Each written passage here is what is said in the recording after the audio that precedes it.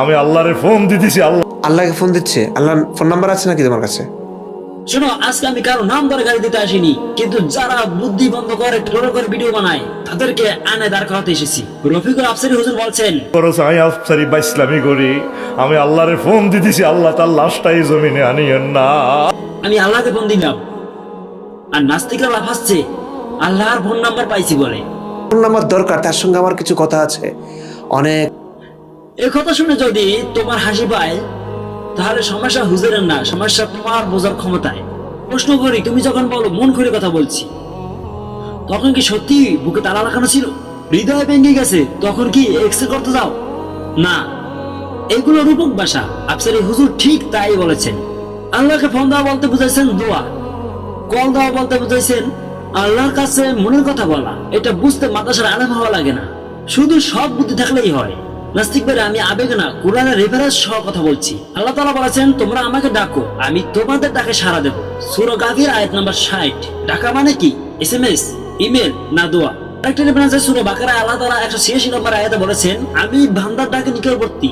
এখন বলো, আল্লাহ যদি বলেন আমি নিকটবর্তী, আর বান্দা যদি উদাহরণ দিয়ে বলে আমি আল্লাহকে ফোন দিলাম, এখানে কি শিরক কোথায় ভাই? কুফর কোথায়? না, আল্লাহকে ফোন দিচ্ছে। আল্লাহর ফোন নাম্বার আছে নাকি তোমার কাছে? সমস্যা হলো তোমরা আয়াত পড়ো না, শুধু স্কিপ কেটে কেটে ট্রোল ভিডিও বানাও, যাতে ইসলামকে ছোট করা যায়, ইসলাম থেকে মানুষ দূরে সরে আসে।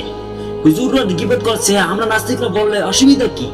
এই কারণে তোমরা হুজুরদের কাট কাট ভিডিও তৈরি করে হুজুরদেরকে তোমরা স্বীকার করো, যাতে হুজুরদেরকে সবাই ধিক্কার জানায় এবং সকল মুসলমানরা যেন ইসলামকে ত্যাগ করে তোমাদের নাস্তিকদের পথে আসে, যেন তারা বিশ্বাস করে যে মানব ধর্মই বড়, কোন মানব ধর্মের উপরে কোনো ধর্ম নেই, কোন পৃথিবীতে কোনো ধর্ম নেই। এই জিনিসটা যেন ইসলামের প্রতিটা অনুসারী বুঝতে পারে, এই কারণে তোমরা এইসব জিনিস করতে আসো। পাপ শিশুদের পেছন দিক দিয়ে ঢুকিয়ে দেওয়া হচ্ছে। ছি ছি ছি ছি ছি ছি। হ্যাঁ, কয়জনে মারছে? তোমার পিছন মারছে না তুমি কারো পিছন মারছো? তুমি পিছন আসে নাই মুফতি ইমরান, তুমি তো মুফতি ইমরান হয়েছে না। এর কারণ কি? হ্যাঁ, আমাদের বুঝতে বাকি নাই। তুমি মাদ্রাসা যাওয়ার চাকরি করছো, তুমি তো বলছো মসজিদে ইমামতি করেছো, তাহলে তুমি কি কারোকে পুটকি মারছো? হ্যাঁ, তুমি মারছো, যার কারণে তোমাকে উত্তম মাধ্যম দেওয়া হয়েছিল, যার কারণে এই উত্তম মাধ্যমের কারণে তুমি আজকে নাস্তিক হয়েছো, ইসলামকে পুরো বানাচ্ছ, কারণ তোমাকে পিছন মারতে দেয় না, যার কারণে তুমি ইসলামকে এখন সবচেয়ে নিকৃষ্ট জিনিস মানতে হয়েছো। কি আলেমরা কি সবাই বলাৎকারকে সাপোর্ট করছেন? তুমি যদি পিছনে মারতে পারতা, তোমার মা বাবা যদি পিছনে মারাতে পারতা, তাহলে ঠিকই ইসলাম বেস্ট ছিল। এই তো নো, ইসলাম এটাকে কখনো কম্পেয়ার করবে না, কখনো নয়। তুমি নাস্তিক, তুমি নাস্তিকই থাকো ভাই, কিন্তু কোন ধর্মের প্রতি, হিন্দু হোক, বৌদ্ধ হোক, মুসলমান হোক, খ্রিস্টান হোক, যাই হোক, এই নিয়ে কথা বলার অধিকার তোমার নেই। নাস্তিকরা দেখি এটা নিয়ে কথা বলে, নাস্তিকদের কেন বলতে হবে এটা নিয়ে কথা? যার যার ইচ্ছা সে সেটা পালন করবে। তুমি নাস্তিক, তুমি নাস্তিক থাকো, আমাদের কোনো আপত্তি নেই। তুমি হিন্দু, তুমি হিন্দু থাকো, আমাদের কোনো আপত্তি নেই। তুমি খ্রিস্টান, তুমি খ্রিস্টান থাকো, তোমার আমাদের কোনো আপত্তি নেই। তুমি বৌদ্ধ, বৌদ্ধ থাকো, আমাদের কোনো আপত্তি নেই। আমরা মুসলিম, মুসলিম থাকবো এবং ইসলামকে এইভাবে ভালোবাসবো, এটাই আমাদের করণীয়। এখানে তোমার কথা বলা কোনো ইখতিয়ার নেই। তোমার ভালো লাগলে তুমি ইসলাম গ্রহণ করবে, ভালো না লাগলে তুমি ইসলাম গ্রহণ করবে না। এই থেকে জোর জুলুম নেই। গলা ছিঁড়ে ফেলবেন টেনে যদি গান বাজনা হয়। কোনো ধর্মের প্রতি হানাহানি কাটাকাটি এটা আমাদের ইসলাম শিখায় নাই। 1450 বছর আগের একজন রাখাল এত কিছু করে গেল, অন্যান্য মানুষদেরকে, আল্লাহ আপনার বান্দাদেরকে দাসী বানিয়ে গেল, তাদের সঙ্গে যুদ্ধ করে গেল, তাদেরকে মেরে তাদের ধন সম্পদ লুট করে গেল। কোনো ধর্মকে ঘৃণা করা আমাদের ইসলাম শিখায় নাই। ঘৃণা কখন করি আমরা? যখন আমাদের বিরুদ্ধে তোমরা বিভিন্নভাবে লাঞ্ছনা করো, ট্রোল করো, বিভিন্ন কথা বলো, তখন কতদিন চুপ করে থাকবো ভাই? তখন দাড়ি টুপি নিয়ে তোমরা কথা বলো, দাড়ি টুপিকে বর্তমানে বাংলাদেশ আবার জঙ্গি বানাইছে, জামাত বানাইছে। আরে ভাই, দাড়ি টুপি যদি জঙ্গি হয়, দাড়ি টুপি যদি আসলেই খারাপ হয়, দাড়ি টুপি বলতে যদি মানুষ খারাপ হয়, ঠিক আছে, তাহলে আজ থেকে আমি বলে দিলাম, আজ থেকে 10 বছরের ভিতরে দাড়ি টুপি কেউ থাকবে না। যেমন বেগম রোকেয়া কে আপনার নারী আর জাগরণের অগ্রদূত বলতেছেন, আসলে সে কি অগ্রদূত? তার প্রসঙ্গে আমি কথা বলি।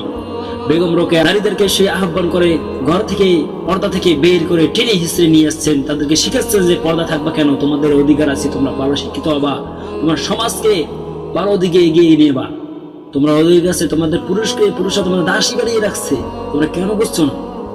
আরে না রে ভাই, না, ওইটা নয়, ওটা নয়, সেই বেগম রোকেয়া। ওই কথার কারণে আজকে নারীরা দেখেন বিশ্বাদের মতো রাস্তাঘাটে চিকপাক কাটাকাটি। মুসলমান ঘরের মেয়ে হয়ে তারা এইভাবে করছে। ভাই তোরা লেখাপড়া কর, ইসলামে তো লেখাপড়া করতে নিষেধ করেনি। তাহলে তার আগে ফয়জুন্নেসা, তার আগে কিছু সলেমুল্ল না কিছু না, আমার ভালো মনে নেই। যাই হোক, ওটা নিয়ে পরে একটা ভিডিও তৈরি করবো। যাই হোক, তারা যে ওটা নিয়ে ইসলাম তো আরো আগে বলছেন যে নারী শিক্ষা আছে, নারীদের অধিকার আছে, নারীদের সম্মান আছে। তাহলে আপনার বেগম রোকেয়াকে কেন আপনার নারী জাগরণ অবরোধ বানাচ্ছেন? ব্রিটিশ কারা? এরা তো ইসলাম বিরোধী ছিল। কারা চাইছিল যে নারীদেরকে ঘর থেকে বেরিয়ে আনবে। ঠিক এইভাবেই মেয়েরা রাস্তাঘাটে, আর এইভাবে যখন দাড়ি টুপিকে নিয়ে এখন বর্তমানে যেরকম অবমাননা হচ্ছে, দাড়ি টুপি আলাকে যখন জঙ্গিবাদ মনে হচ্ছে, দাড়ি টুপি আলাকে যখন মনে হচ্ছে যে উনি রাষ্ট্রদ্রোহী, তাহলে দেখবেন আজ হোক কাল হোক ওই দাড়ি যাদের দেখবে তাদেরই অ্যাটাক করা হবে, তাদেরকে জঙ্গি বলা হবে, ওদের সে নিষ্পাপ, সে কিন্তু ওইসব কর্মকাণ্ডের মধ্যে জড়িত নয়। তাহলে এরা কি চাচ্ছে? এদের চিন্তা ভাবনা কি? ইসলামকে যেভাবে কোনোভাবেই দাঁড় করানো যাবে না ভাই, কখনো সম্ভব না, কখনোই পারবে না। কারণ আমি ইউসুফ সামান কন্টেন্ট ক্রিয়েটর, আমার মাথায় যখন এটা ঢুকছে, তাহলে আমার মতো পাপিষ্টের মাথায় যদি এটা ঢোকে, তাহলে যাদের ভিতরে একটু ইমান আছে, যারা একটু আরো ভালো, তাহলে তারা কি করবে ভাই? চিন্তা করছো? এখনো শুধরে যাও, আল্লাহর দিকে ফিরে আসো ভাই। মৃত্যু হবেই, জন্ম যখন হয়েছে মৃত্যু হবেই। নাস্তিকদের মতো গুড় পোকা বিতার থেকে জন্ম হয়েছে তা নয়, মায়ের গর্ভ থেকে বাবার সাথে মিলন হয়ে আল্লাহ তাআলার ফলস্বরূপ একটা রুহুর মাধ্যমে তোমার জীবনটা আসছে পৃথিবীতে। কি আলেমরা কি সবাই বলাৎকারকে সাপোর্ট করছেন? নাস্তিক ইমরান, তোমাকে বলছি তুমি শুনে রাখো, ইসলাম ব্যক্তি নির্ভর না, দলিল নির্ভর। হুজুর সব বিষয়ে কথা বলবেন এমন কোনো ফরজ নাই। নবী সাল্লাল্লাহু আলাইহি সাল্লাম নিজে বলেছেন সব প্রশ্নের উত্তর একসাথে দেননি। তাই এই যুক্তি দিয়ে ইসলামকে মাপা মানে নিজের অজ্ঞতা ঢাকার চেষ্টা করা। কত মানুষের, কত মায়ের কলজার টুকরা সন্তানের কলজা গুলিয়ে এলেছে, কত মানুষের গুম করছে। বিডিআর বাইগরের 17টা বছর জেলও পুরে রাখছে। আমার 57 জন সেনা অফিসার আর কলজার করে মারিয়ে এলেছে। এই মেয়েটা নিজের গদি ঠিক রাখবার লাগে কতিটি মানুষ। এবার আমার কথা কিছু হুজুরদের জন্য, আপনারা ওয়াজ করবেন, এটা ভালো কথা, এটা আল্লাহর কাজ, আল্লাহর দাওয়াত দিতে আছেন, নবী দাওয়াত দিতে আছেন, এটা ভালো কাজ। এমন অপ্রয়োজনীয় রূপক যা থেকে নাস্তিক ট্রোল বানাতে পারে এবং বিভিন্ন মানুষ আছে যারা ইসলামকে ছোট করতে পারে, সেইগুলো এড়িয়ে চলা আমাদের একান্ত দরকার। ওয়াজ মানে নাটক না, ভাইরাল হওয়ার শর্টকাট না। ওয়াজ মানে শুধু মানুষকে জান্নাতের পথে আহ্বান করা, খারাপ পথ থেকে মানুষকে বিরত রাখা এবং সঠিক পথটা মানুষকে দেখানো। আপনারা সীমা রক্ষা করলে আমরা আপনাদের সম্মান রক্ষা করব। নাস্তিক ভাইরা ধর্মকে ছোট করে নিজেকে বড় ভাবছো, শুনে রাখো, ইসলামকে ট্রোল করে আজ পর্যন্ত কেউ জিতেনি। আজ তুমিও ভিডিও বানাবে, কাল তার উত্তর আসবে। যুক্তি দিয়ে এসো, ফেসবুকে কৌতুক নিয়ে না। কুরআনের সামনে কোনো ট্রোল কখনো টিকবে না। আমি হুমকি দিচ্ছি না, আমি ঘোষণা দিচ্ছি, ইসলামকে নিয়ে মিথ্যা ট্রোল আমি চুপ করে দেখবো না। একটা ভিডিও বানাবা তোমরা, আমি 10টা ভিডিওর জবাব নিয়ে আসবো। কারণ এটা আমার ধর্ম, এটা আমার পরিচয়।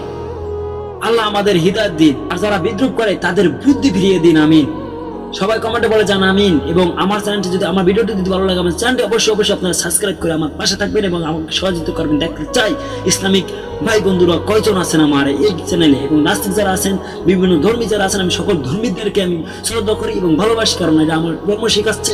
তাই আমি চাচ্ছি হিন্দু যারা আছেন, বৌদ্ধ যারা আছেন, যারা আছেন আমার অডিয়েন্স যারা রয়েছেন, সবাই আমার অডিয়েন্স। তারা আমরা ধর্ম বিভক্ত হতে পারি, কিন্তু আমরা তো মানুষ।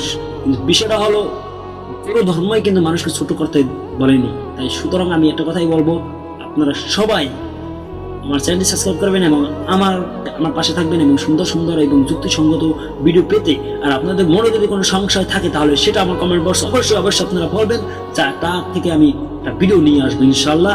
ভালো থাকবেন, দোয়া করবেন আমার জন্য। খুদা হাফেজ।